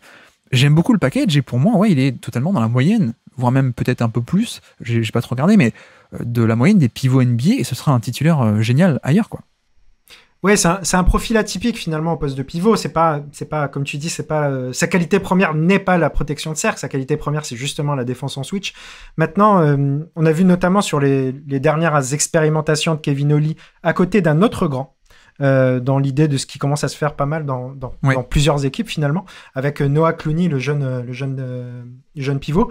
Et en tout cas, défensivement, c'est très très fort du coup dans ce genre d'opposition, parce qu'on a un peu plus de polyvalence défensive. Et je suis totalement d'accord sur le fait que c'est un joueur qui va intéresser beaucoup d'équipes et qui sera payé à la hauteur à la hauteur des contrats type Jarrett Allen, qui sont des joueurs différents, oui, mais des joueurs importants, des starters en fait de leur équipe, quoi. Ne serait-ce que ça, aujourd'hui un starter NBA ça coûte de l'argent, hein. Ah oui, c'est pour ça que là actuellement il est à 9 millions. Je pense que ça va finir beaucoup plus, quoi. Malheureusement pour les Nets. Oui, et d'ailleurs tu vois, on avait fait un top 100 l'été dernier, j'avais mis Claxton au même niveau que Jarrett Allen dans ce top 100, et pour moi on est alors pas le même profil comme tu dis, mais oui, pour moi on est sur un vrai bon joueur NBA qui comme dit, pourrait aller chercher un gros chèque ailleurs, quoi. Donc oui, une des très bonnes satisfactions de la saison. Je pense que c'est aussi un joueur avec certains compromis, parce que comme dit, c'est pas une encre défensive d'élite. Oui. Donc la protection notamment du rebond, c'est pas élite, ou plein de petits trucs comme ça. Mais c'est un très bon pivot NBA pour moi. Donc ouais, soit il reste aux Nets et les Nets sont compétitifs, même s'ils sont très chers, soit il va être le méga coup d'une équipe. Il ressemble en fait un peu, je trouve, un peu à un Clint Capella dans son prime, tu sais, où Capella, ça n'a jamais été que la protection de cercle. Même, je trouvais qu'il était moins bon que d'autres en protection de cercle, pardon, mais le côté mobilité et rim runner en fait en attaque. Donc le Clint Capella de la grande époque, pour moi, Claxton, c'est un peu ça, quoi. C'est un peu ça, et comme dit, il y a pas mal d'équipes où il serait titulaire sans broncher, je trouve. Donc un cas intéressant à suivre, parce que une vraie bonne satisfaction de cette saison, même si ça se voit pas malheureusement, parce qu'il est pas transcendant à ce point, il peut pas te changer la face de l'équipe à ce point, il est pas dans cette catégorie des Gobert, mais ouais, très bon, quoi. Oui, et puis en plus le côté rim runner qui est pas encore vraiment optimisé, puisqu'il joue pas avec de grands meneurs de pick and roll. Donc comme tu l'as dit, en l'imaginant un petit peu à Dallas par exemple, ça donne envie de voir ce que ça donnerait, tu vois. Mais oui, après, comme tu dis, il a un profil particulier. C'est aussi le fait que tu puisses pas le mettre avec... Tu es obligé vraiment de le mettre avec 4 bons shooters parce que sinon c'est très compliqué. Ce qui fait que la construction avec Ben Simmons et Nick Claxton, c'est très compliqué en réalité. Mais ça reste un joueur sur qui, comme on l'a dit, en fait, sera starter NBA dans la plupart des équipes. Hein. Donc tu es très content de l'avoir et du coup, ça se paye très cher. J'ai juste pensé peut-être que la solution pour les Nets, mais c'est loin de régler tous les problèmes, ce sera de trade tout simplement Dorian Finney-Smith et tu récupères 13 millions de dollars, sachant que tu seras déjà un petit peu en dessous le cap, mais du coup en fait tu prolongeras Nick Claxton et derrière tu n'auras plus aucun moyen de t'améliorer.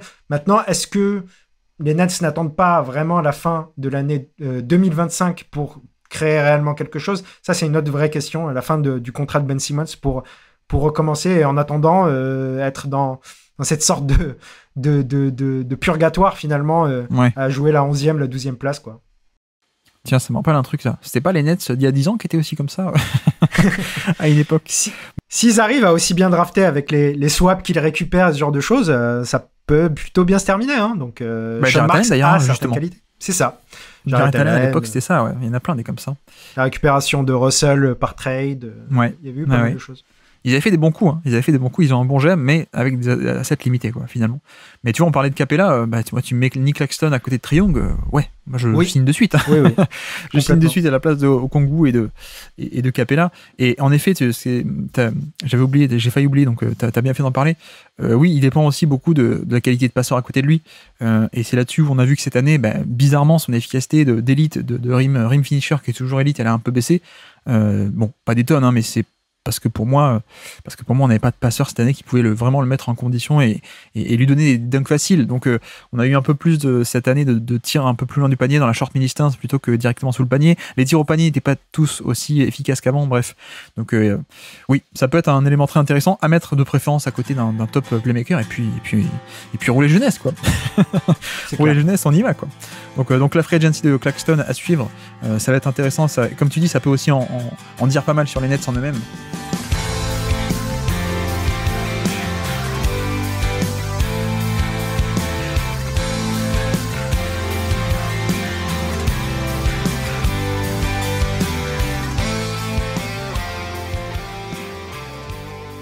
Et donc, on peut finir avec ta 5e stat du jour. Quelle est ta 5e stat du jour à nous présenter pour les Nets 2024 ? Comme je te l'ai dit rapidement, c'est justement le cap de Brooklyn. Ah oui, pardon, oui, c'est vrai. Mais on peut en parler un petit peu plus précisément. Moi, je pense que ce qui doit être difficile à accepter donc pour Joe Tsai, qui est le propriétaire des Nets, même si ce n'est pas trop un problème de dépenser de l'argent pour lui, apparemment, c'est plus le problème de dépenser de l'argent pour rien finalement, parce que on est sur une équipe qui dépense vraiment beaucoup d'argent. Cette saison, 148 millions de dollars. Donc pour un salary cap qui est à 136 millions, 12 millions au-dessus du cap pour faire 11e. Alors oui, on n'est pas dans la luxury tax et donc on paye pas plus que ce qu'on doit payer, mais quand même c'est beaucoup d'argent. Et du coup, comme je l'ai dit, il y a pas énormément de solutions pour être bien meilleur en ne dépassant pas le cap aussi la saison prochaine. C'est des choses qui, je pense, en termes de gestion, est compliqué. Et pour revenir à ce que je viens de dire, j'ai l'impression qu'on est du côté de Brooklyn et du côté de Sean Marks dans un esprit un petit peu, on est dans le purgatoire. On va souffrir encore l'année prochaine. Donc je pense que malheureusement pour les fans des Nets, ne pas s'attendre à grand-chose la saison prochaine. De toute manière, il n'y a pas énormément de moyens de s'ajuster. Donc j'imagine qu'ils vont tout faire pour prolonger le Claxton, même à des tarifs élevés. Peut-être se séparer justement de Dorian Finney-Smith en essayant de récupérer du pic encore et faire encore une mauvaise saison. Et une fois que le contrat de Ben Simmons ne sera plus dans les finances, pouvoir continuer à construire avec des joueurs comme, tu vois, Mikal Bridges, il sera encore sous contrat. Cam Johnson, dont on n'a pas parlé aujourd'hui, qui est l'extérieur le plus efficace cette saison, donc sera encore sous contrat. À des contrats, tu vois, Cam Johnson, en plus, ils l'ont signé pour un contrat dégressif, donc c'est pas des contrats catastrophiques. Ça permettra de peut-être, justement, j'imagine, dans l'esprit un peu Brooklyn, d'aller chercher cette star qui permettra à ces bons joueurs de collectif, ces bons role-players, ou ces bons deuxième, troisième options pour Mikal Bridges, de de vraiment être bons à un moment où ils seront pas encore trop âgés. Oui, et puis c'est là où c'est important, c'est que, comme tu dis, le salary cap, tout le monde n'est peut-être pas fan de ça, mais en fait, ça a des conséquences à la fin. Enfin, tout part en fait de la situation des choix de draft. En fait, tout est lié. La situation sportive, les choix sportifs, les choix financiers, tout part de cette situation un peu particulière de on n'a plus nos pics, quoi. Donc ça dicte un peu tout, malheureusement. Et en effet, c'est vrai que alors moi je m'y connais moins en salary cap pour le coup, mais la direction que va prendre ce projet, j'en ai vraiment aucune idée. J'en ai aucune idée. On faisait le parallèle tout à l'heure avec les anciens Nets d'il y a 10 ans aussi, qui s'étaient un peu mis dans la panade en échangeant tous leurs choix de draft non protégés contre Paul Pierce et Garnett et qui avaient un peu souffert. Je pense qu'on peut aussi imaginer un truc comme ça, dans le sens, d'ailleurs Sean Marks, le même GM, l'a déjà fait, de essayer d'aller récupérer et de gratter un peu de valeur un peu à droite à gauche, quoi. Et on n'a pas parlé encore aujourd'hui, mais Kevin Ollie a pris l'intérim là, en fin de saison.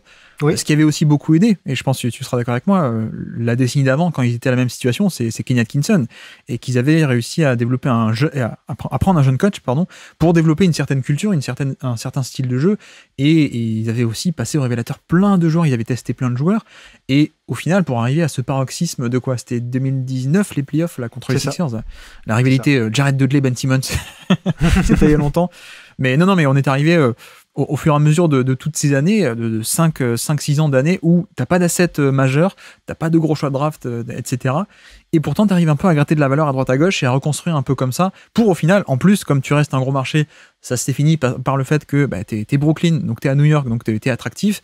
À la fin, ces bons assets que tu avais développés petit à petit en partant de bas, t'as pu même faire un cash-in, t'as pu échanger contre Kevin Durant en plus, avec Golden State, donc voilà, ça fait quand même pas mal de choses. Jarrett Allen en plus, t'as pu échanger contre James Harden, donc voilà, tout est lié, comme je dis, cette situation des contrats, qui est liée aux situations des choix de draft, qui est liée au salary cap, c'est le boxon, et il n'y a pas forcément, ce que tu dis aussi, c'est que on n'a pas forcément un changement qui va être du tout au tout dès la saison prochaine, ou à court terme, on n'a pas un sauveur qui peut arriver en fait.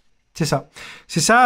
Après, la situation à moyen terme, elle n'est pas si inquiétante parce que tu as plus qu'une seule saison de Ben Simmons, donc tu as plus qu'une seule saison de cet énorme contrat et que ça fera forcément du bien lorsqu'il sera plus dans les comptes, même si du coup tu rajouteras celui de Nick Claxton, mais tu vois, on a vu un peu, bien que ce soit un bon joueur, les Nets n'ont pas hésité à envoyer Royce O'Neal par exemple aux Suns à la deadline, parce que je pense que ce sera un peu la même chose pour Dorian Finney-Smith, parce que dans une équipe pas bonne, c'est des joueurs qui font beaucoup moins sens et qui en revanche font vraiment sens justement dans des bonnes équipes qui sont prêtes à envoyer des choses intéressantes à Brooklyn.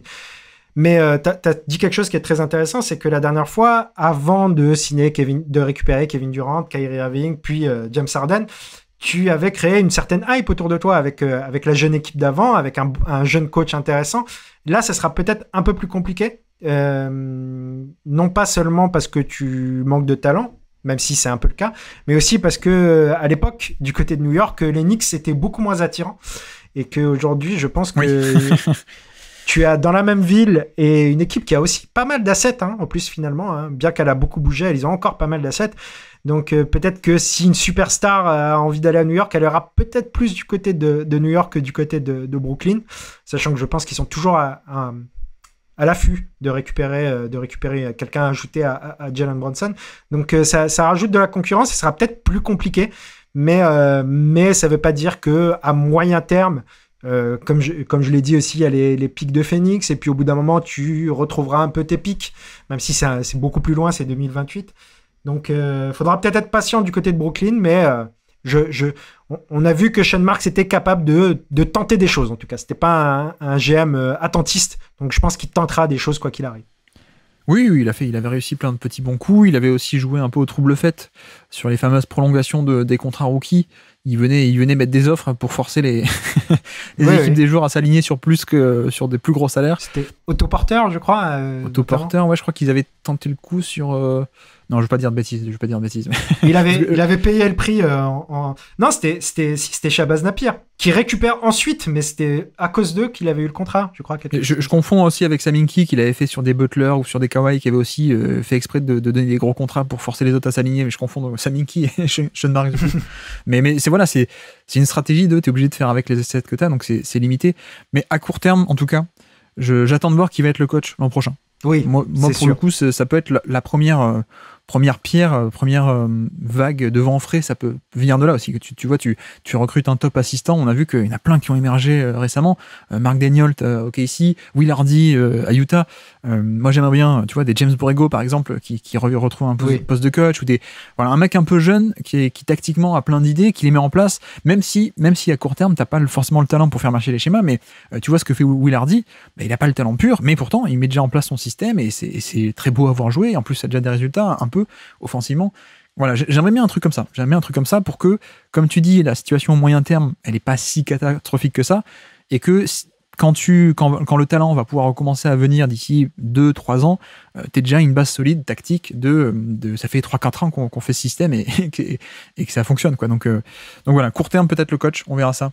Et puis si t'as pas d'autre chose à rajouter sur ceci, je peux terminer avec ma 5e stat du jour. Que dire? Bah tiens, on va partir sur celle-là. 17, on va essayer de parler un peu de positif, enfin quoique, 17e defensive rating sur demi-terrain, les Nets. Parce qu'on a dit collectivement, c'était quand même pas top, mais au final, au niveau de la défense sur demi-terrain, sur jeu posé, c'est dans la moyenne, hein. C'est pas si mal que ça, c'est 17e sur 30, donc ça c'est déjà une première chose. Après, tout de même, c'est là où je dis, est-ce que vraiment c'est positif ou pas? Il y a deux façons de voir les choses. Il y a deux façons. Il y en a une première qui dit que oui, pour une équipe mauvaise et pas très compétente, être dans la moyenne défensive, c'est quand même un bon plus. On le voit pas tout le temps, hein, clairement, d'être dans la moyenne sur la vraie défense de jeu posé. Donc ça, c'est la partie la vision un peu optimiste. La vision peut-être un peu pessimiste, c'est est-ce qu'il n'y a pas une déception de ce côté-là, de se dire, en fait, on aurait pu faire plus. Est-ce qu'on n'aurait pas pu faire plus avec cet effectif où on a dit, hein, depuis tout à l'heure, on développe sur, il n'y avait pas de talent offensif, donc c'est normal qu'on ait une mauvaise équipe et une mauvaise attaque, ok. Mais est-ce qu'au final, sur la défense, on n'aurait pas pu faire plus, vu justement la tronche du roster qui est très typée défensif, quoi, avec des Mikal Bridges, avec Dorian Finney-Smith, Royce O'Neal aussi sur toute la première partie de saison, Nick Claxton. Théoriquement, on aurait pu avoir Ben Simmons aussi, mais même sur les lignes arrière aussi, Dennis Smith Jr. aussi, qui est devenu un très bon joueur défensif, voilà, etc., etc. Il y a quand même plein de bons éléments. Même Cam Johnson, qui est quand même pas si mauvais que ça, Cam Johnson, par rapport à son poste, hein, et c'est pas un petit shooter en sortie d'écran qui sait pas défendre, quoi, je veux dire. Donc, au final, tu vois, il y a un peu cette double vision pour moi de, pour une mauvaise équipe, on est quand même pas si mal en défense, donc c'est un positif. Et de l'autre côté, c'est vrai qu'on aurait pu se dire, ils auraient peut-être pu faire plus, quoi. Ils auraient peut-être pu faire plus vu le matériel à disposition, et ils ne l'ont pas forcément fait, malheureusement. Je pense qu'on a un peu expliqué, peut-être une des raisons, c'est le besoin d'attaque aussi, dans le sens où le choix qui a été fait, c'est de ne pas y aller en mode full defense, justement, et de rajouter quelques profils offensifs par-ci par-là, des Dinwiddie, des Cam Thomas, pour survivre un peu en attaque, au moins un peu, et du coup, ça handicape un peu la défense. Il y a une autre raison qui est peut-être que certains joueurs n'ont pas été au niveau défensivement, peut-être, pas au niveau de leur prime défensif. Après, il y a un autre aspect qui est que sont des erreurs, ce que j'appelle un peu des erreurs évitables, dans le sens où, tu vois, ils sont 17e sur demi-terrain, c'est bien, ils sont 26e en fréquence de contre-attaque défensive, donc ils autorisent beaucoup de contre-attaques, et 22e en efficacité de transition défensive également. Donc là, pour moi, c'est ce que j'appelle un peu évitable, parce que tu aies des limitations, parce que t'as pas certains profils, ok. La défense en transition, on dit souvent, c'est quand même aussi une question d'effort, quoi. Une question d'intensité et d'effort. Et là, avec un effectif comme ça, qui est fait de beaucoup d'ailiers relativement jeunes et surtout très compétents en défense, qui est fait en plus avec un intérieur qui est un intérieur mobile et qui est pas genre Jonas Valanciunas où t'es mauvais en transition défensive parce que c'est Valanciunas, il sait pas courir, quoi. je caricature, mais là, je sais pas toi ce que t'en penses, mais bon, la défense en transition, je pense qu'ils auraient quand même largement pu faire mieux et du coup avoir peut-être au final un defensive rating un peu plus élevé, quoi. Ouais, je sais pas trop quoi rajouter à ça parce que je pense que t'as un peu tout dit. Ouais, il y a un peu le côté manque de capitaine à bord, hein, aussi finalement. Peut-être. Ouais. Le côté finalement, même si c'est pas des joueurs forcément si jeunes que ça, mais c'est des jeunes joueurs en NBA en quelque sorte et à partir du moment où tu jouais plus grand chose, parce que finalement ça s'est dessiné assez vite, hein, que la saison serait moyenne moins du côté de Brooklyn. Je pense que les efforts ont été moindres. Je pense aussi que, comme on l'a dit au début, tu as un Mikal Bridges qui est un des meilleurs défenseurs de ton effectif, le fait d'avoir un usage important fait qu'il est moins responsabilisé en défense également. Ouais. Et puis, le coaching aussi, d'ailleurs, ça s'entendait pas très bien avec le coach, apparemment, donc c'est peut-être lié aussi, quoi. Ouais, le passage avec Jacques Vaughn, on a eu des coachs qui ont essayé des choses, mais qui n'ont pas mis en place des systèmes très convaincants, notamment défensivement. Après, comme tu l'as dit, ils sont 17e sur demi-terrain. Je pense que c'est une des raisons pour lesquelles ils sont 11e, finalement, parce qu'on a parlé beaucoup de négatifs du côté de Brooklyn, mais le fait d'avoir une défense correcte, en tout cas, notamment sur demi-terrain, leur a permis cette saison de ne pas être tout au fond du classement. 11e de conf, tu veux dire, hein. Oui, 11e de conf, pardon. 11e de leur conférence. Oui, tu veux dire, sans ça, ils auraient peut-être été 14-15e de la conférence, carrément. C'est ça. C'est ça. C'est ce dont on a un peu l'impression. Et puis, ouais, pour répéter un peu aussi ce que tu as dit, oui, voilà, quand tu donnes beaucoup de munitions, du coup, à Cam Thomas, à Dinwiddie en première partie de saison, bah, tu es sur des joueurs qui t'exposent défensivement, pas seulement par leur défense moyenne, mais aussi par le fait que ils prennent parfois des mauvais shoots et que du coup ça favorise des transitions rapides et du coup la défense n'a pas été si bonne qu'on aurait pu l'espérer, mais pour une équipe très moyenne finalement, est-ce que c'était pas un des rares trucs positifs finalement du côté de Brooklyn? Peut-être que Ben Simmons en forme aurait aidé aussi là-dessus, peut-être que, mais comme tu dis, j'ai l'impression qu'on n'était pas sur un effectif qui était 100% focus, 100% à fond non plus, quoi, paradoxalement, quoi. Le front office veut pas perdre, mais j'avais pas l'impression d'avoir une équipe à fond et qui d'ailleurs défensivement aurait pu réaliser complètement son potentiel. Et puis comme tu dis, Dinwiddie s'en va, il est remplacé par Dennis Schroeder. Bon, c'est quand même mieux, hein. Mais c'est pas la folie. Et, en fait, le truc, c'est que généralement, on constate une certaine corrélation entre les profils que tu utilises et à quel point tu es bon en transition. Je dis un exemple très bête, mais les Warriors, quand ils ont inséré Kuminga, plutôt que Saric, plutôt que Looney, plutôt que Chris Paul aussi qui était blessé à cette période, ah bah tiens, d'un coup ils sont devenus pas mal, quoi, en transition, donc des deux côtés du terrain. Et il y a une certaine corrélation entre les profils que tu as et ton niveau. Comme dit Valanciunas, les Pelicans sont nuls en transition. Voilà, il y a ce lien-là. Et là, vu la tête de l'effectif, tu aurais pu te dire, bon, ils auraient pu être meilleurs quand même pour revenir en défense. c'est juste un peu ça. Et puis même pareil, très peu de turnovers créés en défense, alors que tu te dis, bon, bah, avec ce genre d'ailier, tu peux peut-être pratiquer des schémas un peu agressifs ou arriver à créer des turnovers adverses. Et ça n'a pas trop été le cas non plus. Mais voilà, on va dire que si Brooklyn reste comme ça, il y a peut-être cette base défensive avec un coach qui les coach mieux, qui est moins en guerre peut-être avec eux, peut-être qu'il y a une base solide pour l'an prochain, mais voilà, petit chiffre rapidement aussi parce que on n'avait pas trop parlé de la défense, et puis on a fini nos 5 stats de la saison. Est-ce que tu as des petits noms comme ça à droite à gauche dont on n'a pas parlé, des petites stats en réserve, ou alors juste parler de certains joueurs de l'effectif qu'on n'a pas évoqué? J'avais évoqué rapidement la fréquence de tir au cercle de Brooklyn qui me paraissait vraiment faible justement et qui était un des problèmes à souligner. J'avais dit que le joueur qui en tentait le plus c'était Dennis Smith Jr. et que vraiment c'était un peu le seul à en tenter beaucoup, tu vois, à l'accès au cercle. Et c'était un des chiffres que j'avais envie de retenir et du fait que c'est bien que Dennis Smith Jr. Y allait beaucoup, mais vraiment derrière lui on retrouve que sur la fréquence de tir au cercle on retrouve que Nick Claxton et Deron Sharp qui évidemment en prennent beaucoup, mais la propension des tirs au cercle de Brooklyn était vraiment trop faible. Tu vois, paradoxalement, c'est pas le fait de les 3 points, même si Bridges et Cam Thomas en tentaient moins et tentaient beaucoup plus de mid-range, finalement, c'est une équipe qui bénéficie d'un spacing correct avec les joueurs à côté. Mais je pense que c'est compliqué de construire une attaque si tu n'as vraiment pas de danger pour accéder au cercle. Oui, ça c'est évident. C'est un peu le moteur d'une attaque, c'est d'aller au panier et de casser une défense au milieu en plus. Hein. C'est comme ça que tu casses les schémas défensifs, c'est quand tu pénètres au milieu.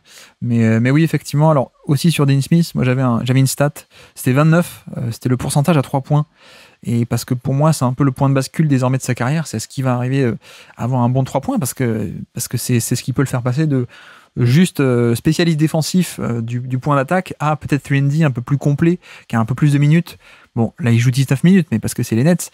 Mais tu vois, s'il a un vrai 3 points, moi, j'ai pas de mal à l'imaginer faire 19 minutes dans des Boston Celtics, dans des Miami Heat ou des vraies bonnes équipes de playoff, quoi. Complètement. Donc, c'est le point de bascule, même si, en vrai, j'y crois pas trop. Trop. Moi non plus. J'ai beaucoup aimé à l'époque de sa draft. J'aimais beaucoup. Il y avait un côté pull-up qui existait, mais on voit qu'en NBA, ça existe pas trop. Il a pas non plus des tonnes de. Il y a pas beaucoup de touchés de balles. Même le mechanic jump shot est pas top. Donc je sais pas à quel point j'y crois en fait. Ouais, on est plus sur un role player défensif aujourd'hui je pense que c'est 19 minutes, comme tu dis, c'est honnête, et ça serait moins ailleurs, et ça serait peut-être zéro dans certaines... Enfin, ça serait certainement zéro dans certaines équipes. Maintenant, honnête, il a son utilité.